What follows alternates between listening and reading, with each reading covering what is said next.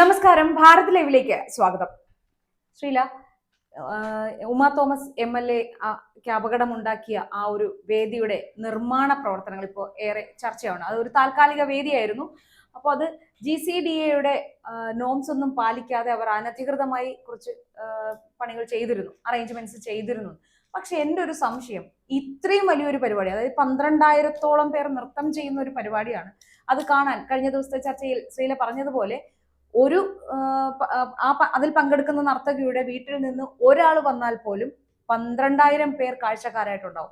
അപ്പോൾ ഒരാളായിരിക്കില്ല വരുന്നത്, ഒന്നിൽ കൂടുതൽ പേരുണ്ടാവും. അത്രയധികം ആൾക്കാർ കാഴ്ചക്കാരായി എത്തുന്നതും 12,000 പേർ ആ പരിപാടിയിൽ പങ്കെടുക്കുകയും ചെയ്യുന്നു. അപ്പൊ ഇത്രയും വലിയ ജനബാഹുല്യമുള്ള ഒരു പരിപാടി അവിടെ സംഘടിപ്പിക്കുമ്പോൾ ഇവർ അവിടെ അവരുടേതായ കുറച്ച് അറേഞ്ച്മെന്റ്സ് ചെയ്യുകയും ചെയ്യുമ്പോൾ അത് പരിപാടി തുടങ്ങുന്നതിന് മുന്നേ ഒന്ന് ചെക്ക് ചെയ്യേണ്ട ഒരു ഉത്തരവാദിത്വം, മിനിമം ഉത്തരവാദിത്വം ഈ അധികൃതർക്ക് ഉണ്ടാവേണ്ടതല്ലേ? ഈ വിഷയത്തിൽ വലിയ തരത്തിലുള്ള ഒരു ദുരൂഹത ഞാൻ സംശയിക്കുന്നുണ്ട്. അതിന് കാരണം എന്താണെന്ന് വെച്ചാൽ, ഇപ്പൊ നമ്മൾ മനസ്സിലാക്കുന്നത് ഈ പരിപാടിയുമായി ബന്ധപ്പെട്ട് തന്നെ ദുരൂഹത നിലനിൽക്കുന്നു എന്നുള്ളതാണ്. മൃദംഗ വിഷൻ എന്ന പേരിൽ വയനാട് മേപ്പാടി കേന്ദ്രമാക്കി രജിസ്റ്റർ ചെയ്യപ്പെട്ടിരിക്കുന്ന ഒരു അവർ പറയുന്നത് ഒരു വാർത്ത ഓൺലൈൻ ഉണ്ട്. ഓൺലൈൻ ഞാൻ ഇന്നലെ സെർച്ച് ചെയ്തപ്പോൾ കണ്ടിരുന്നു. ഒരു ബുക്ക് പ്രൊഡക്ഷൻ കമ്പനി എന്ന് പറഞ്ഞുകൊണ്ടാണ് ഇത് രജിസ്റ്റർ ചെയ്തിരിക്കുന്നത്. ഇതിന്റെ MD ഒരു നിഘോഷ് കുമാർ എന്ന് പറയുന്ന ഒരാളും അതുപോലെ തന്നെ CEO അബ്ദുൾ സത്താർ എന്ന് പറയുന്ന ഒരാളും കൂടിയാണ് ഇത് കമ്പനി രൂപത്തിൽ രജിസ്റ്റർ ചെയ്തിട്ടുള്ളത്. വയനാട് മേൽപ്പാടിയിലുള്ള ഒരു സാധാരണ തട്ടുകട പോലെയുള്ള ഒരു സ്ഥാപനം, അതുപോലെയുള്ള ഇവന്റ് മാനേജ്മെന്റ് ഒരു ബുക്ക് പബ്ലിഷിംഗ് സെന്റർ ആണെന്നാണ് ഞാൻ മനസ്സിലാക്കുന്നത്. അതാണ് നമ്മൾ ഗൂഗിളിൽ സെർച്ച് ചെയ്യുമ്പോൾ ഇത് ഏതാണ് കമ്പനി, എന്താണ് ഇത്, എന്താണ് പരിപാടി, ആരാണ് ഈ മൃദംഗ വിഷൻ എന്നൊക്കെ നമ്മൾ ആദ്യമായിട്ട് കേൾക്കുകയാണ്. മാധ്യമപ്രവർത്തകരായ നമ്മൾ പോലും ആദ്യമായി കേൾക്കുമ്പോൾ അതെന്താണെന്ന് അറിയാനുള്ള ഒരു സ്വാഭാവികമായ ആകാംക്ഷ കൊണ്ട് ഞാനൊന്ന് ഗൂഗിളിൽ സെർച്ച് ചെയ്ത് നോക്കുമ്പോഴാണ് അതിലൊരു ഓൺലൈൻ വാർത്താ പോർട്ടൽ പോലെ കാണുന്നുണ്ട്.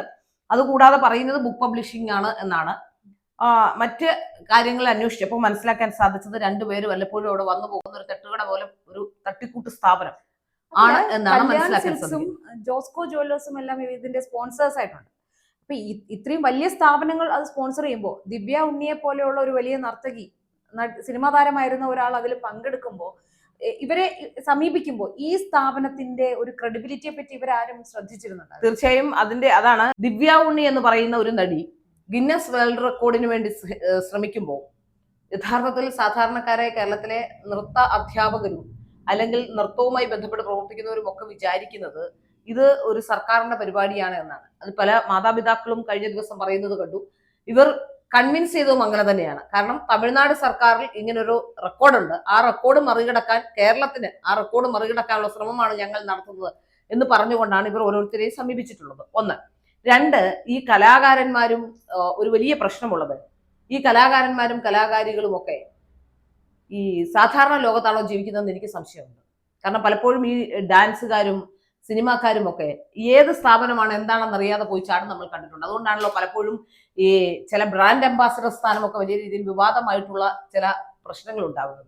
അവരെ സംബന്ധിച്ചിടത്തോളം അവർക്ക് പണം, അവരുടെ കല പണത്തിന് വേണ്ടി എന്നതിനപ്പുറത്തേക്ക് സാമൂഹ്യ പ്രതിബദ്ധത ഇല്ല എന്നാണ് ഞാൻ മനസ്സിലാക്കുന്നത്. അതുകൊണ്ട് തന്നെയാണ് പലപ്പോഴും ഇത്തരത്തിലുള്ള പ്രശ്നങ്ങൾ ഉണ്ടാകുന്നത്. നോക്കൂ, ഇവിടെ ദിവ്യ ഉണ്ണിയുടെ കാര്യം പറയുകയാണ്. ദിവ്യ ഉണ്ണി ആ പരിപാടിയിലേക്ക് വന്നതോടുകൂടി ദിവ്യ ഉണ്ണിയും 12,000 നർത്തകരും എന്നുള്ളതാണ് നമ്മൾ കേട്ടത്. അപ്പൊ ദിവ്യ ഉണ്ണിയും 12,000 നർത്തകരും എന്ന് വരുമ്പോൾ തീർച്ചയായിട്ടും കല്യാൺ പോലെയുള്ള ഒരു വസ്ത്ര വ്യാപാര സ്ഥാപനം, അത് 90% സ്ത്രീകളായിരിക്കും ഈ പരിപാടിയിൽ പങ്കെടുക്കുന്നത്. അതുപോലെ ഒരു സ്വർണ്ണക്കട, ഇത് രണ്ടും സ്വാഭാവികമായി സ്പോൺസർമാരാവും. അപ്പൊ അത്തരത്തിൽ സ്വാഭാവികമായ ഒരു സ്പോൺസർഷിപ്പിലേക്ക് വന്നു എന്നാണ് ഞാൻ മനസ്സിലാക്കാൻ സാധിക്കുന്നത്. അതും സർക്കാരിന്റെ പരിപാടിയാണോ എന്ന് വിചാരിച്ചിട്ടായിരിക്കാം ഒരുപക്ഷെ ഇത്രയും വലിയൊരു സ്പോൺസർഷിപ്പിലേക്കൊക്കെ വന്നത്.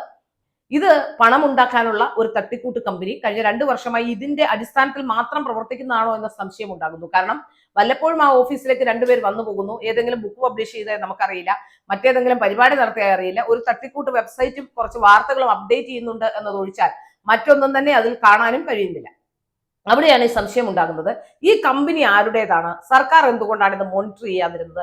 ഇത്രയും വലിയൊരു പരിപാടി നടത്തുമ്പോൾ ജനങ്ങളുടെ ജീവനെ വളരെ ലാഘവത്തോടെ കേരളത്തിലെ സർക്കാർ കണ്ടു എന്ന് തന്നെയാണ് ഞാൻ പറയുന്നത്. കാരണം ഇപ്പൊ കൊച്ചി കോർപ്പറേഷൻ പറഞ്ഞ കാര്യങ്ങൾ ചെയ്തില്ല. ഒരു രേഖയായി അല്ലെങ്കിൽ ഒരു അനുമതി കൊടുക്കുമ്പോൾ ആ അനുമതിയിൽ പേപ്പറിൽ അടിച്ചു വെച്ചിരിക്കുന്ന കാര്യം എടുത്ത് അത് പേപ്പർ ഒപ്പിട്ട് അങ്ങോട്ട് കൊടുക്കുമ്പോൾ ആ അനുമതിയിൽ പറഞ്ഞിരിക്കുന്ന കാര്യങ്ങൾ, ആ അനുമതിയിൽ പറഞ്ഞിരിക്കുന്ന സുരക്ഷാ സംവിധാനങ്ങൾ അടക്കമുള്ളവ അവിടെ നടപ്പാക്കുന്നുണ്ടോ, ആ സുരക്ഷാ സംവിധാനത്തിന് പ്രകാരമാണോ, നിയമം അനുസരിച്ചാണോ അവിടെ പ്രവർത്തിക്കുന്നതെന്ന് ഉറപ്പാക്കാൻ ഫയർഫോഴ്സും അതുപോലെ തന്നെ ഫയർഫോഴ്സിൽ നിന്ന് അനുമതി വാങ്ങേണ്ടതുണ്ട്. അതുപോലെ തന്നെ മറ്റ് കോർപ്പറേഷനിൽ നിന്നും അനുമതി വാങ്ങേണ്ടതുണ്ട്. ഇത് രണ്ടും വാങ്ങിയിട്ടില്ല, അല്ലെങ്കിൽ അവർ മോണിറ്റർ ചെയ്തിട്ടില്ല എന്നാണ് ഞാൻ മനസ്സിലാക്കുന്നത്. ഇപ്പോ ഇത് സംഘടിപ്പിച്ച ഇവന്റ് മാനേജ്മെന്റ്, അതായത് ഈ മൃദംഗ വിഷനിൽ നിന്ന് ഒരു ഇവന്റ് മാനേജ്മെന്റ് KK പ്രൊഡക്ഷൻ എന്ന് പറയുന്ന ഇവന്റ് മാനേജ്മെന്റ് കമ്പനി, ആ കമ്പനിയുടെ CEO ആയ കൃഷ്ണകുമാറിനെയും അതുപോലെ തന്നെ ഈ താൽക്കാലിക സ്റ്റേജ് നിർമ്മാണത്തിന്റെ കരാറുകാരനായ ബെന്നിയുമാണ് അറസ്റ്റ് ചെയ്തിട്ടുള്ളത്. അറസ്റ്റ് ചെയ്ത് മാത്രമല്ല, അറസ്റ്റ് ചെയ്ത് കൊണ്ടുപോയി ചോദ്യം ചെയ്ത് അപ്പോൾ തന്നെ വിട്ടയക്കുകയും ചെയ്തു. അപ്പൊ ഈ അറസ്റ്റ് നടപടിയും മാനദണ്ഡങ്ങളും ഒക്കെ വെറുതെ അപ്പോഴത്തെ ജനരോഷം ശോഭിക്കാനുള്ള കാര്യങ്ങളാണ് നമുക്ക് മനസ്സിലാക്കാൻ സാധിക്കുന്നത്. മാത്രമല്ല, അങ്ങനെയെങ്കിൽ അന്വേഷണം പോകേണ്ടത് ആദ്യം ഈ തട്ടിക്കൂട്ട് സംഘടന ആരുടേതാണ്, ആരുടെയെങ്കിലും ബിനാമിയാണോ, ഈ സംഘടനയ്ക്ക് കലയുമായി എന്തെങ്കിലും ബന്ധമുണ്ടോ, എന്തുകൊണ്ടാണ് ഇത്തരം ഒരു പരിപാടി നടത്തുക, ദിവ്യ ഉണ്ണി ഈ സീനിലേക്ക് വരാനുണ്ടായ സാഹചര്യം എന്താണ്, ഇതിന്റെ പിന്നിൽ എത്രമാത്രം ധനം സമാഹരിച്ചിട്ടുണ്ട്, ഇതെല്ലാം അന്വേഷിക്കേണ്ടതല്ലേ. ഇവിടെ നോക്കൂ, ദേശീയ ദുഃഖാചരണം നടക്കുന്ന ഒരു സമയത്താണ് ഇത്തരം വലിയൊരു പരിപാടി നടക്കുന്നത്. അതായത് നമ്മുടെ മുൻ പ്രധാനമന്ത്രിയായിരുന്ന മൻമോഹൻ സിംഗ് മരിച്ച ശേഷമുള്ള ദേശീയ ദുഃഖാചരണ സമയത്ത് ഇത്രയും വലിയൊരു പരിപാടി നടക്കുന്നു. ആ പരിപാടിയുടെ സുരക്ഷ പോലും നോക്കാൻ കഴിഞ്ഞില്ല എന്ന് പറയുമ്പോൾ 20 അടി പൊക്കമുള്ള ഒരു സ്റ്റേജ് നിർമ്മിക്കുമ്പോൾ 20 അടി പൊക്കത്തുള്ള സ്റ്റേജിൽ റിബൺ വെച്ചാണ് കൈവരി നിർമ്മിച്ചിരുന്നത്, അല്ലെങ്കിൽ റിബൺ വെച്ചാണ് അതിനൊരു കൈവരി ഉണ്ടാക്കിയിരുന്നതെന്ന് പറയുമ്പോൾ എത്രമാത്രം ലാഘവത്തോടെയാണ് കണ്ടത്. അത് മാത്രമല്ല, നമ്മൾ ആലോചിച്ച് നോക്കൂ, ഇപ്പോ സ്ത്രീകൾ, അതായത് ഡാൻസുകാരായ സ്ത്രീകളാണ് 90% പങ്കെടുക്കുന്നത്. നമുക്ക് നോക്കാം, 12,000 പേരിൽ ഒരു ഏറ്റവും കുറഞ്ഞത് 11,500 പേരെങ്കിലും അതിൽ സ്ത്രീകളാകാനുള്ള സാധ്യതയാണ് നമ്മൾ മുന്നിൽ കാണുന്നത്. അപ്പോൾ അത്രയും സ്ത്രീകൾ പങ്കെടുക്കുന്ന ഒരു പരിപാടി, ആ പരിപാടിയിൽ വീട്ടിൽ നിന്ന് ഒരുപക്ഷെ ഈ കുട്ടികൾ മാതാപിതാക്കളുടെ അച്ഛനോ അമ്മയോ സഹോദരിയോ അവരുടെ ബന്ധുക്കളോ ഒക്കെ ചേർന്ന് എത്ര പേര് ആ പരിപാടിയിൽ പങ്കെടുത്തിട്ടുണ്ടാവും.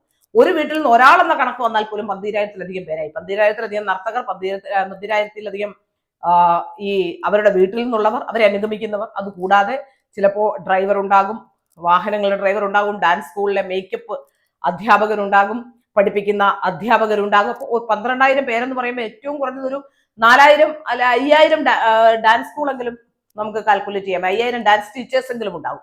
അപ്പോൾ ഇങ്ങനെ പറയുമ്പോൾ ഈ ഗിന്നസ് റെക്കോർഡ് ആർക്കാണ് ഗിന്നസ് റെക്കോർഡ് കിട്ടിയത്? മൃദംഗ വിഷനാണോ ഗിന്നസ് റെക്കോർഡ് കിട്ടിയത്? ദിവ്യ ഉണ്ണിക്കാണോ? ഈ ദിവ്യ ഉണ്ണിക്ക് ഒരു ഗിന്നസ് റെക്കോർഡിന് വേണ്ടി 12,000 നർത്തകരെ പങ്കെടുപ്പിക്കുകയായിരുന്നോ? എന്താണ് ഇതിന്റെ യാഥാർത്ഥ്യം എന്ന് ഇനി വരാനിരിക്കുന്ന ചർച്ചകളിലൂടെ മാത്രമേ, അല്ലെങ്കിൽ ഇത് പുറത്തു വരുമ്പോൾ, വിവരങ്ങൾ പുറത്തു വരുമ്പോൾ മാത്രമേ നമുക്ക് ബോധ്യമാവുകയുള്ളൂ.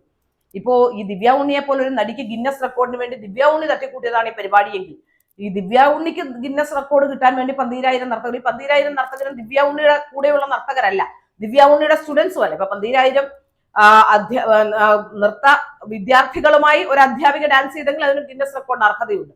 ഇത് പല നൃത്ത സ്കൂളുകളിൽ നിന്നും പലരും വന്നു, അതിനൊരു വെറും സർട്ടിഫിക്കറ്റ് കിട്ടാൻ വേണ്ടി. അപ്പൊ ഇത്രയധികം ഒരു കുഞ്ഞു സർട്ടിഫിക്കറ്റിന് വേണ്ടി, അതായത് 12,000 പേരിൽ ഒരാൾ പങ്കെടുത്തു എന്ന് പറയുമ്പോൾ കേരളത്തിൽ എല്ലാവരും പങ്കെടുത്തിട്ടുണ്ടാവും. അത്തരം ഒരു സർട്ടിഫിക്കറ്റിന് വേണ്ടി ഇത്രയും ആൾ അവിടെ തടിച്ചുകൂടി എന്ന് പറയുമ്പോൾ, അല്ലെ ഡാൻസ് കളിക്കാൻ തയ്യാറായി എന്ന് പറയുമ്പോൾ തന്നെ എന്താണ് കേരളത്തിൽ നടക്കുന്നത് സംബന്ധിച്ച് നമുക്ക് വലിയ രീതിയിലുള്ള ഒരു ആശങ്ക ഉണ്ടാകും. ഇനി അതും പോട്ടെ, ഇവിടെ വലിയ രീതിയിൽ ധനം സമാഹരിച്ചിട്ടുണ്ടെന്ന് മനസ്സിലാക്കാൻ സാധിക്കുന്നു.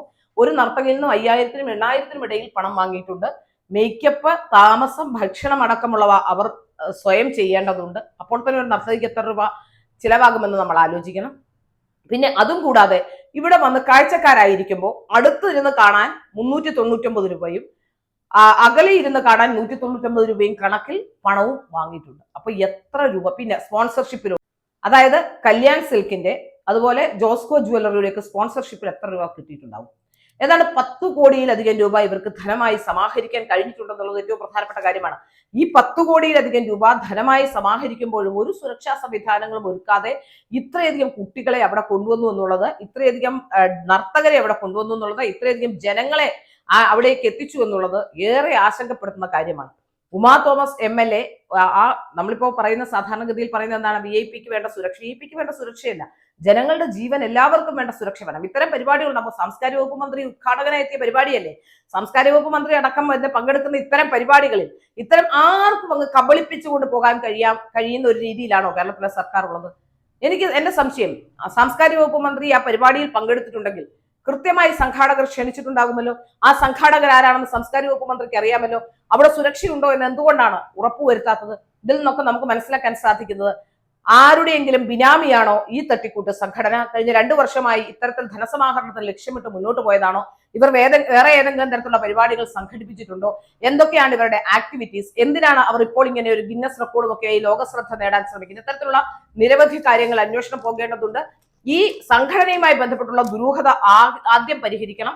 ഇതിൽ ഏറ്റവും പ്രധാന കുറ്റക്കാരായി ഇപ്പോൾ ഒരു കരാറുകാരനെയോ അല്ലെങ്കിൽ ഇവന്റ് മാനേജ്മെന്റ് കമ്പനിയോ മാത്രം നോക്കിയിട്ട് കാര്യമില്ല. ഈ പരിപാടിയുടെ സംഘാടകർ കൂടി ഉറപ്പുവരുത്തേണ്ടതാണ്, സർക്കാർ ഉറപ്പുവരുത്തേണ്ടതാണ്. ജനങ്ങളുടെ സ്വത്തിനും സുരക്ഷയ്ക്കും എല്ലാം അധികാരമുള്ള അല്ലെങ്കിൽ അത്തരത്തിൽ അതിന്റെ സംരക്ഷകരായ സർക്കാർ ഈ വിഷയത്തിൽ വളരെ കൃത്യമായി തന്നെ ഇങ്ങനെയുള്ള പരിപാടികൾ നടക്കുമ്പോൾ ജനങ്ങളുടെ സുരക്ഷ ഉറപ്പുവരുത്തേണ്ടതാണ്. അത് ഉറപ്പുവരുത്തിയിട്ടില്ല എന്നാണ് നമുക്ക് മനസ്സിലാക്കാൻ സാധിക്കുന്നത്. ഇനി ഇതുമായി ബന്ധപ്പെട്ട ദുരൂഹത നീക്കേണ്ടത് ആവശ്യമാണ്. ഇതുമായി ബന്ധപ്പെട്ട ആരാണ് ഈ സ്ഥാപനം മൃദംഗ വിഷൻ എന്ന് പറയുന്ന ആ കമ്പനി? അതിപ്പോ ആരും പറയുന്നില്ല, അതിനെ സംബന്ധിച്ച് ആരും പറയുന്നില്ല. ഇവന്റ് മാനേജ്മെന്റ് കമ്പനി KK പ്രൊഡക്ഷൻസിനെ കുറിച്ചൊക്കെ മാത്രമേ പറയുന്നുള്ളൂ. മൃദംഗ വിഷൻ ആരാണ് എന്നാണ് നമ്മൾ ഉയർത്തേണ്ട പ്രധാനപ്പെട്ട ചോദ്യം. ഈ മൃദംഗ വിഷന്റെ ആക്ടിവിറ്റീസ് എന്താണ്? അവരുടെ ഓഫീസ് മേപ്പാടിയിലെ ഒരു ചെറിയ തട്ടുകട പോലെയാണ് അവിടെ പ്രവർത്തിക്കുന്നതെന്ന് പറയുന്നു. ഇത്രയധികം ധനസമാഹരണം നടത്തി ഇത്രയധികം റിസോഴ്സും ഒക്കെയായി ഇത്രയും വലിയ പരിപാടി നടത്താൻ ഈ സ്ഥാപനത്തിന് അതിനുള്ള മാനവവിഭവശേഷി ഒക്കെ അണിനിരത്താനുള്ള കപ്പാസിറ്റി ഉള്ള സംഘടനയാണോ ഇത്? ഇതൊക്കെ അന്വേഷിക്കേണ്ടതല്ലേ? ഇതൊക്കെ അന്വേഷിച്ച് സത്യങ്ങൾ പുറത്തു വരണം. എങ്കിൽ മാത്രമേ ഇനിയും ഇത്തരത്തിലുള്ള തട്ടിക്കൂട്ട് സ്ഥാപനങ്ങൾക്കും തട്ടിക്കൂട്ട് സംഘടനകൾക്കും ഒക്കെ ഏതെങ്കിലും പരിപാടി നടത്തുകയാണെങ്കിൽ പോലും അത് സുരക്ഷയോടുകൂടി ജനങ്ങളുടെ സുരക്ഷ കൂടി ഉറപ്പുവരുത്താൻ കഴിയും. ഏതായാലും ഉമാ തോമസ് അപകടനില തരണം ചെയ്തതായി ഇതുവരെയും കേൾക്കുന്നില്ല. ഏതായാലും അവരെ സംബന്ധിച്ചിടത്തോളം വളരെ ദുഃഖകരമായ ഒരു വാർത്തയാണ്. അത്രയധികം താഴ്ചയിൽ നിന്ന് വീഴുന്നു, അവരുടെ ഓർമ്മയടക്കം നഷ്ടപ്പെട്ടു പോകാനുള്ള സാഹചര്യം പോലും നിലനിൽക്കുന്ന ഒരു അവസ്ഥയുണ്ട്. അത്തരത്തിലുള്ള കാര്യങ്ങൾ പോലും, കാരണം തലച്ചോറിനൊക്കെ പരിക്കേൽക്കുക എന്ന് പറഞ്ഞാൽ നമുക്ക് അറിയാവുന്ന കാര്യമാണ് ഏതൊക്കെ തരത്തിലുള്ള പ്രശ്നങ്ങൾ ഉണ്ടാകുന്നത്. ഏതായാലും അവർ വളരെ വേഗം സുഖം പ്രാപിക്കട്ടെ എന്ന് ഈശ്വരനോട് പ്രാർത്ഥിക്കുകയാണ്.